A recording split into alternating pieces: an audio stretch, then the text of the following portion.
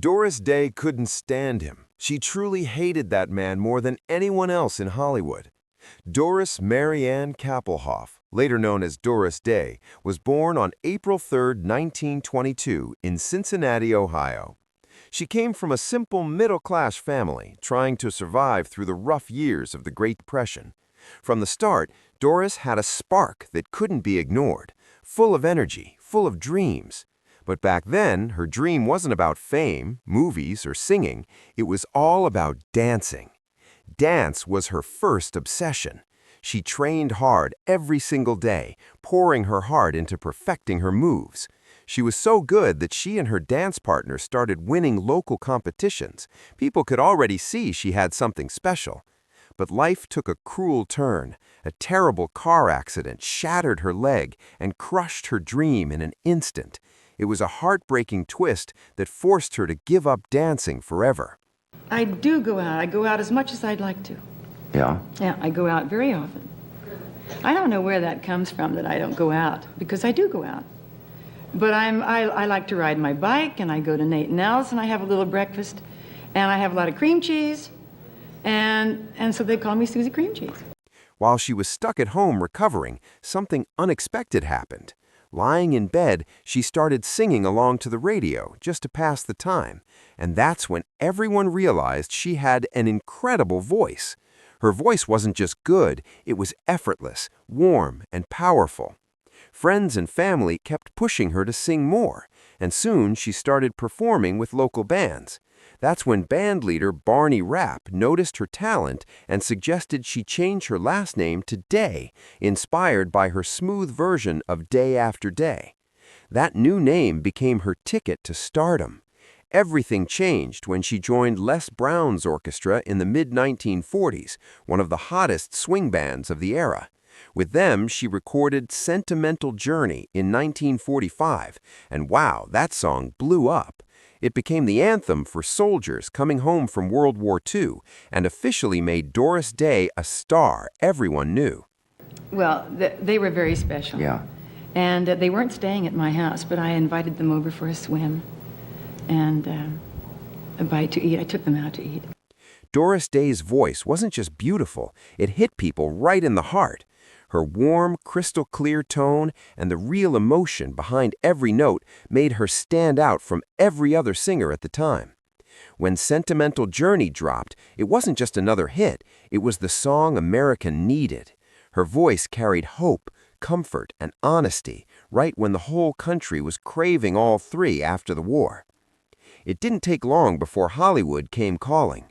In 1948, Doris landed her very first movie role in Romance on the High Seas.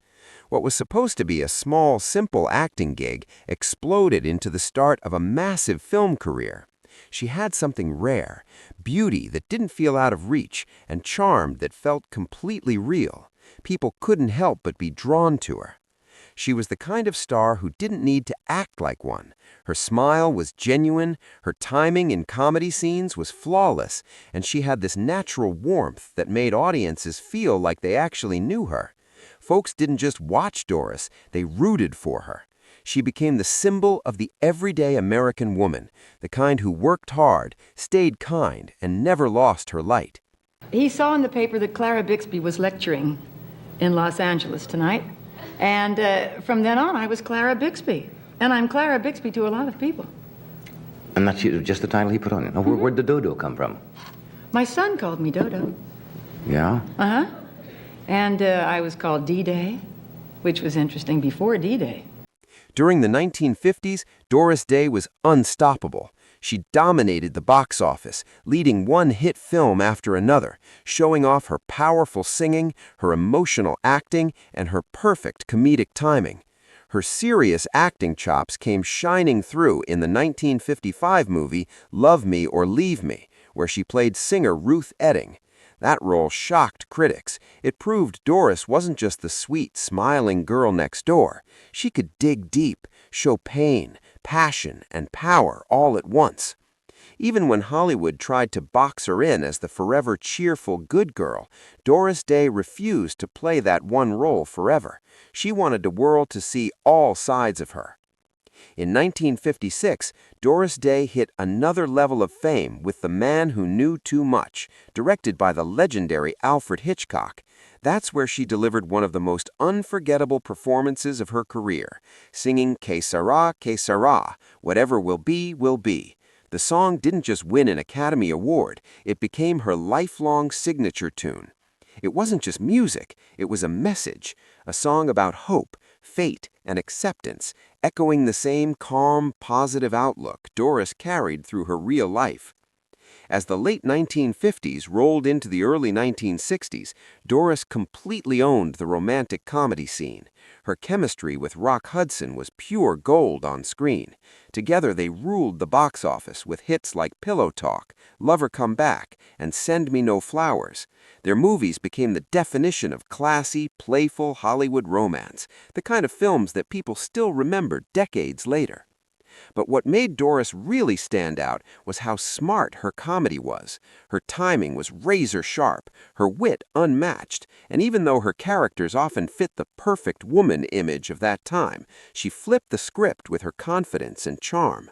She made her characters clever, independent, and full of self-respect, showing audiences that women could be funny, strong, and still hold their own.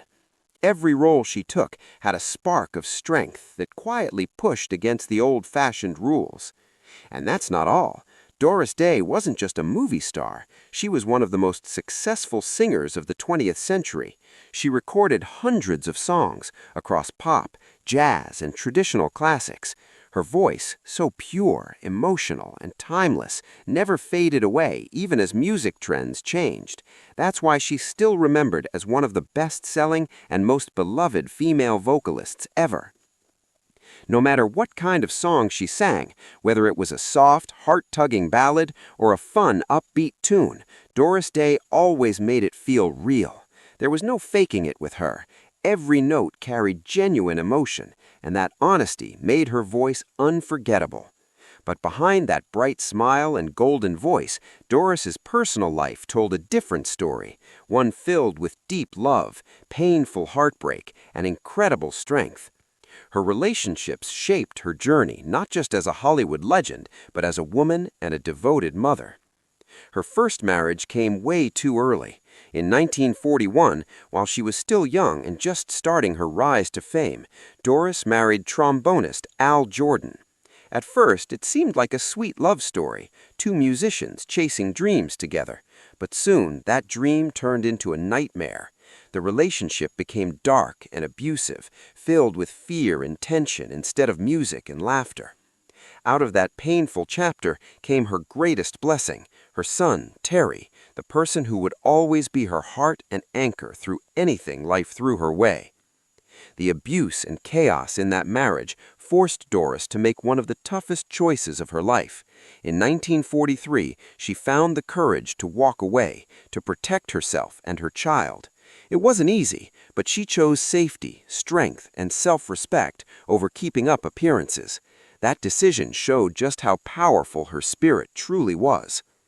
In 1946, Doris gave love another chance and married saxophonist George Weidler. This time, things started off with hope and companionship. For a while, it seemed like she might finally find peace. But as her fame exploded, the pressure grew heavy. Her rising stardom, her image of perfection and glamour, slowly pulled them apart. Fame gave her everything she'd ever dreamed of, but it also took its toll on her heart. The non-stop pressure of fame and growing differences between them became too heavy to handle. By 1949, Doris and George Weidler quietly went their separate ways, leaving her once again facing life and love on her own. But her third marriage would turn out to be the most defining and the most complicated chapter of her entire story. In 1951, Doris married Martin Melcher, a man who didn't just become her husband, but also took over her career, business, and public image all at once. Melcher went all in. He legally adopted her son, Terry, and stepped into the father role with confidence. Together, they became a Hollywood power couple. He produced many of her biggest hit movies and played a big part in shaping the world's image of Doris Day as America's sweetheart. On the surface, their marriage looked like a perfect mix of love and success.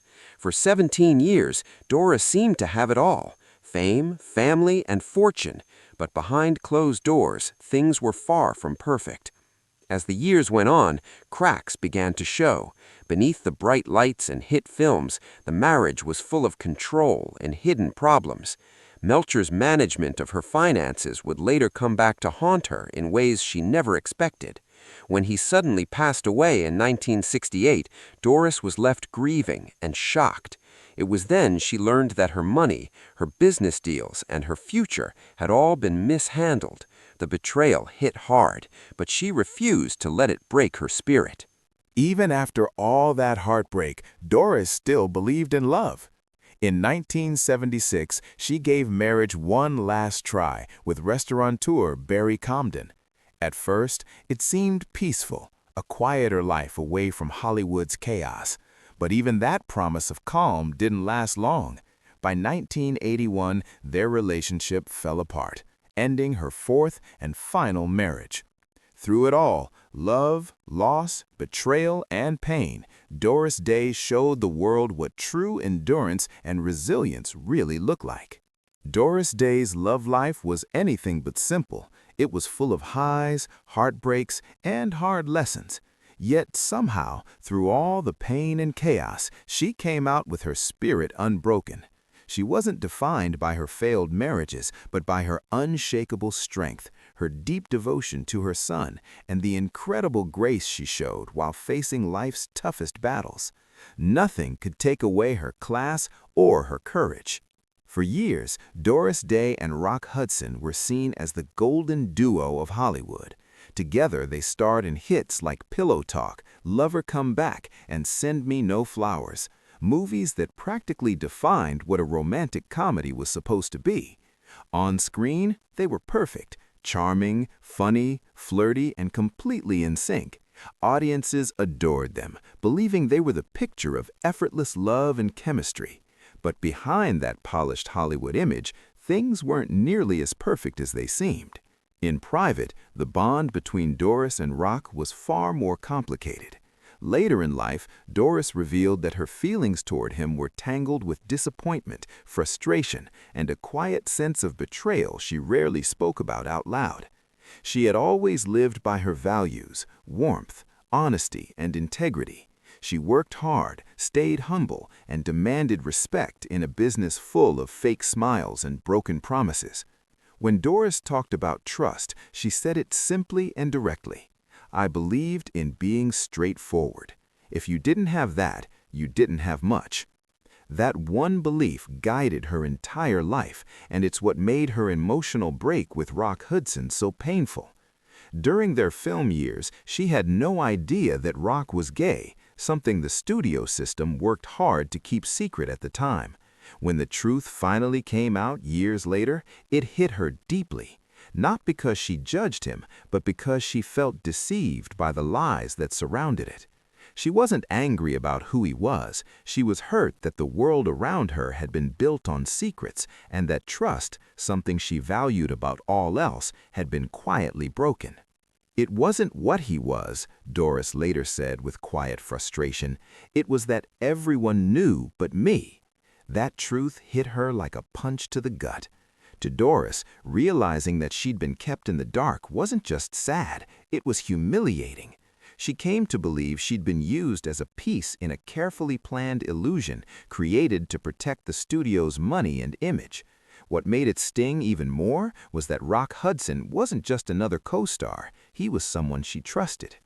"I trusted Rock," she admitted. "We spent years laughing, rehearsing, working side by side. I thought there was honesty between us." Learning that their famous on-screen romance, the one fans worshipped, was built on a lie left her shaken. It didn't feel like harmless Hollywood make-believe anymore. It felt like a personal betrayal. To her, that movie magic wasn't magic at all. It was a violation of her trust and integrity. As time went on, the resentment inside her quietly grew. The world kept romanticizing their partnership, painting it as the ultimate Hollywood love story.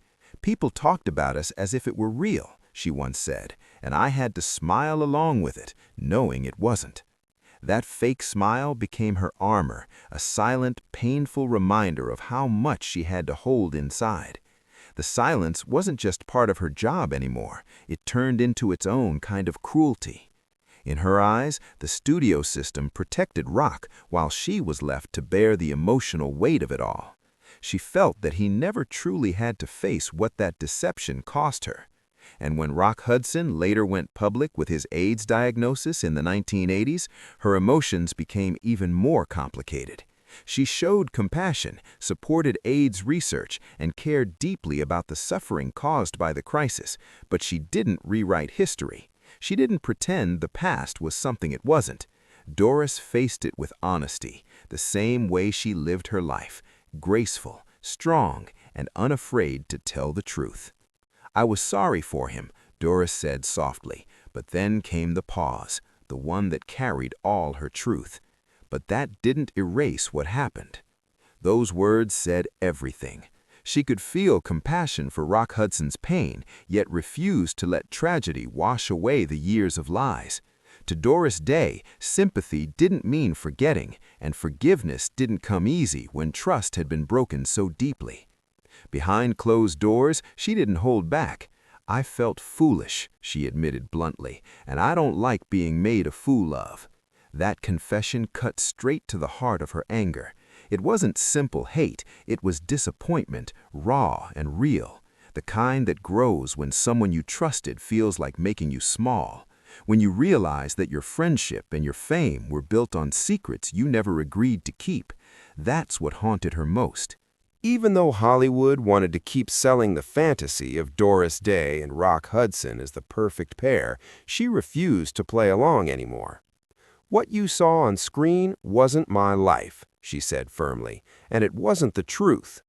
That bold honesty shattered the illusion, reminding everyone that even America's sweetheart could be wounded by deceit. Her harshest judgment wasn't only for Rock, it was for the powerful system that demanded silence, protected lies, and turned human lives into PR strategies. Still, no matter how much time passed, Hudson remained the face of that betrayal in her memory. It wasn't about revenge, it was about the weight of truth that had been denied to her for so long.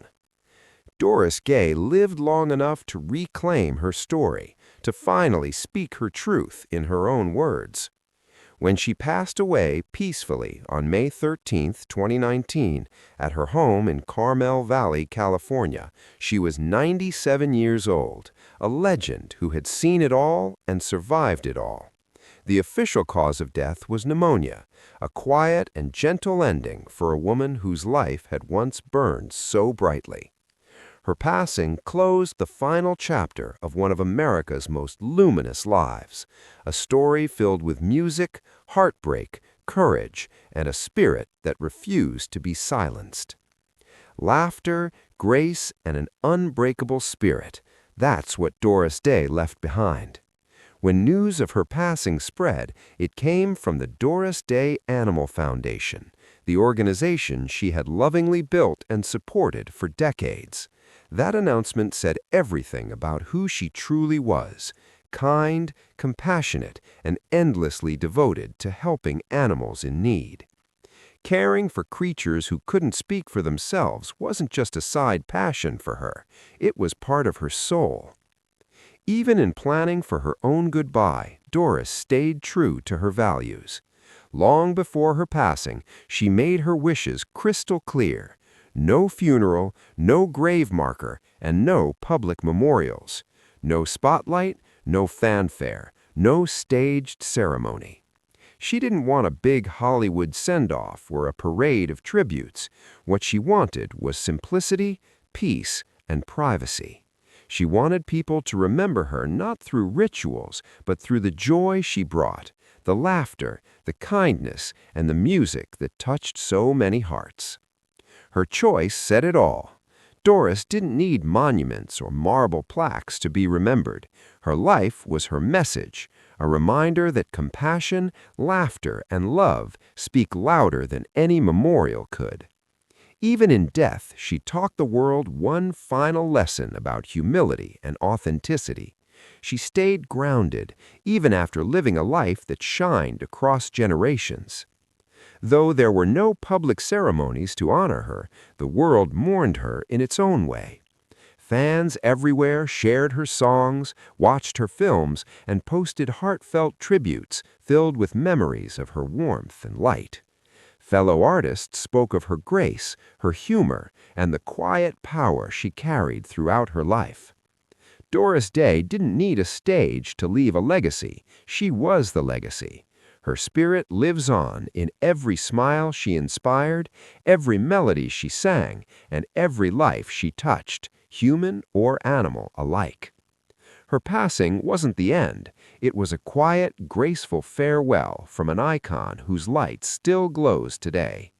Doris Day's spirit continues to shine, reminding the world of a time when sincerity, optimism, and elegance ruled both on and off the screen. Even now, her laughter, her voice, and her compassion echo through generations, inspiring anyone who believes in kindness and truth. Her story isn't just Hollywood history, it's a timeless reminder that real beauty comes from heart, courage, and love. Doris Day may have left this world, but her warmth still lingers in every song, every smile, and every soul she touched. If you loved this tribute and want to keep her memory alive, don't forget to like, subscribe, share, and drop a comment about your favorite Doris Day moment. Let's keep her legacy shining bright.